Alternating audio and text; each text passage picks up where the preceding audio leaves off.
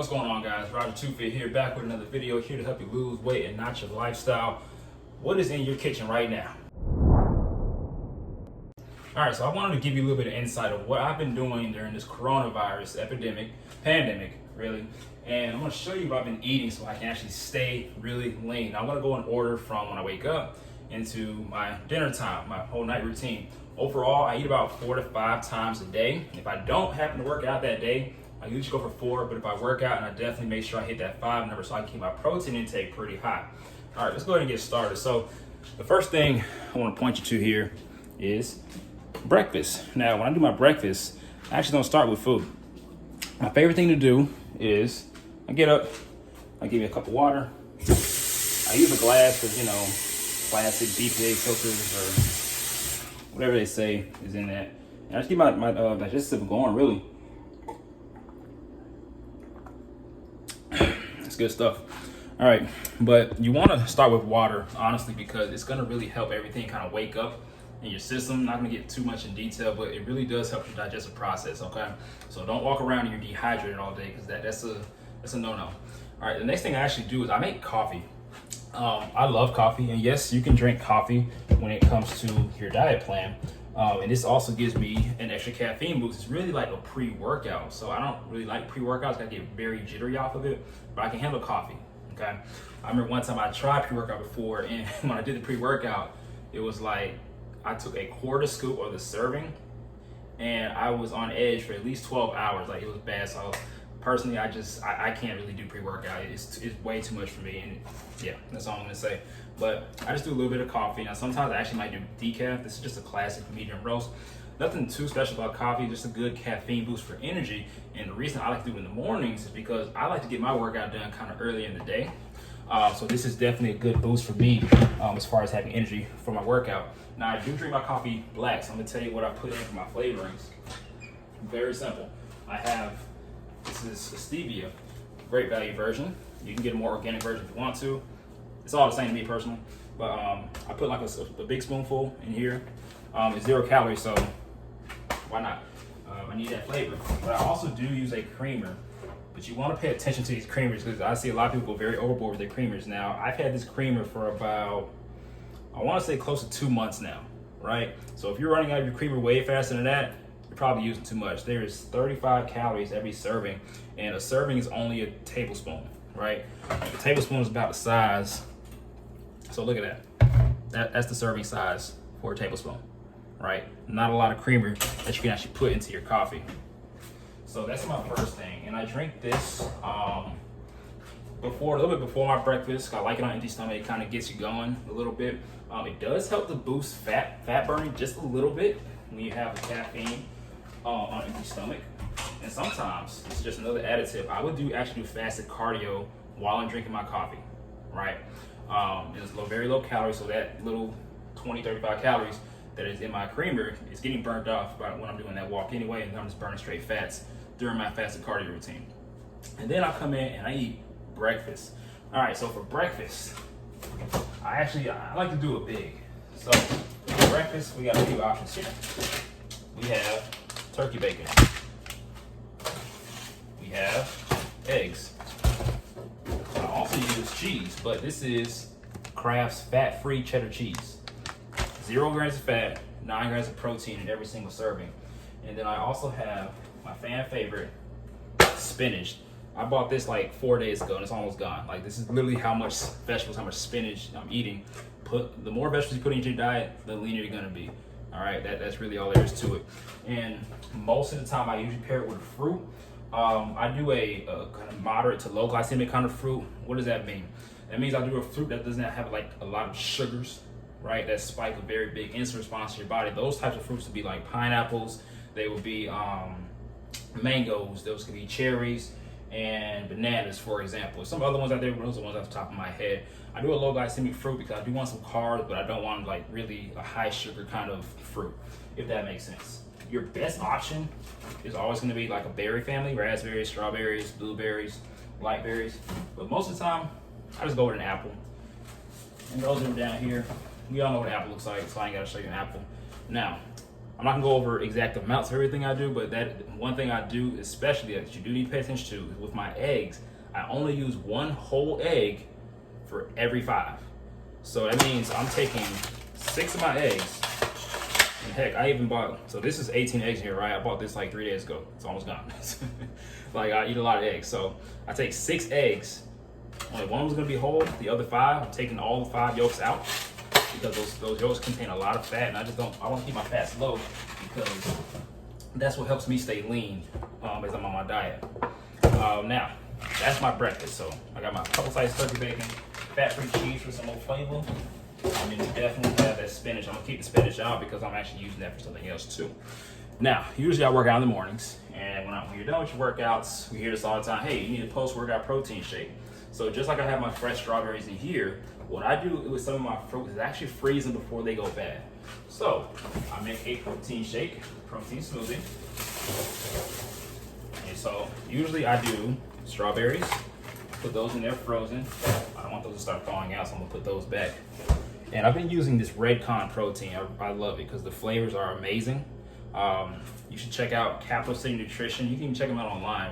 Really good place to get some protein from if you want to get the same one that I'm using. But this is an animal-based protein, and the reason I'm using this specifically is there's no milk products in it. I'm lactose intolerant, and when I have dairy, I bloat, and you don't want to go in my bathroom. Okay, we'll say that much. So I actually have the peanut butter cookie flavor, and this thing has about 4 grams of carbs in every serving. 4 grams for 24 grams of protein. That's a lot. That's great for a protein source. Now I'll do about 1.5 scoops of that, because that's going to give me really close to like a 40 gram of protein. But since I got the peanut butter cookie flavor, because I make it taste like a Reese's cup, it's really, really good. Let me show you. So I get 2 things. PB Fit powder. Now PB Fit powder has 14 grams less of fat than your regular peanut butter. And then I use cacao powder. I think it's like cocoa powder, one of those. This is good for antioxidants, okay? Helps to mobilize those free radicals in the body, really kind of keep your system cleansed out. But again, it gives like a hint of a chocolatey kind of flavor. When you mix these all together, you get that Reese's Cup kind of protein shake going. I'm actually about to make one after this video. Just got done working out. So that's my protein shake I take after my workouts. And sometimes, depending on how I'm feeling, I might have carbs with it, and I might not. Normally, I'll save my carbs after my workout for my lunch, because I usually eat like an hour, maybe 2 hours after I have my post-workout shake, because I'm really hungry. I want to eat. So let's dive into lunch. Now, the thing about lunch, and this is kind of the same thing with dinner, so I'm going to pair these 2 things up, and then I'll go to something I like to snack on. The thing about lunch and dinner is they're kind of basically the same thing. I mean, you can do a salad for dinner if you want to. You can do a salad for lunch if you want to. You can really just interchange them. The key to having good lunches and dinners is to swap out the meats and learn how to cook with different kinds of meats. So I think I'm out of my ground turkey, but I almost had a chicken too. So look, I get this 10-pound bag of chicken from Walmart, frozen chicken breast, and I take out a couple a week and prep them, right? But sometimes I'm not feeling like chicken, so what do? Well, I also have in here, I got shrimp. So maybe I want shrimp, or maybe I want chicken and shrimp, right? And then last night, we just cooked this up. We got some salmon in here that I cooked last night, right? So, and I have some chicken breast that I've actually already meal prepped last night too. So the thing is, guys, is you have to have variety, okay? Because a lot of my clients and people that come to me about the whole weight loss thing is they're picky eaters and they don't know what to cook. Well, you got to start somewhere. You got to try something. Instead of just sitting back talking about you don't know what to cook, just start cooking something, right? Because the more we sit back and complain, that's going to get done. We're going to order food out to eat, and then we're still at square one, or maybe we gain 10 more pounds because we're not doing anything. Now, let's talk about the most important key with the lunch and the dinner. And this is what you want to pair with all your meals. Guys, I use a lot of vegetables, okay? So, I'll keep opening and close my fridge. I may as well just keep it open, huh? So, vegetable number 1, bell peppers. These things have barely any calories. Like this whole bell pepper right here, this is really gonna fill you up. Like I'll literally eat a whole bell pepper for 1 meal. Okay, sometimes I cut it in half and I try to be, a little conservative with myself, but it's really good, especially when you season it the right way. And I also have onions.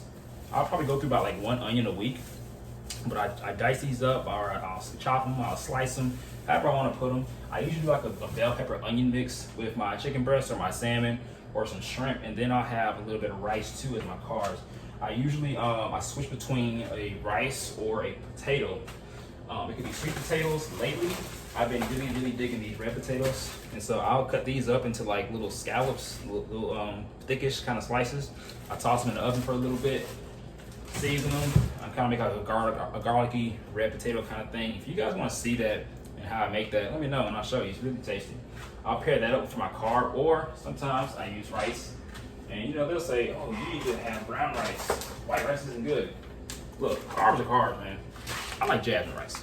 But the thing is, when it comes to your carbs, you have to have control about your portion size. It's the thing. So if you have more rice on your plate than you do vegetables, kind of not going in the right direction there, okay? You definitely want to have half your plate being vegetables, and maybe a quarter of your plate can actually be this rice here. All right, so let's talk about some things I like to snack on.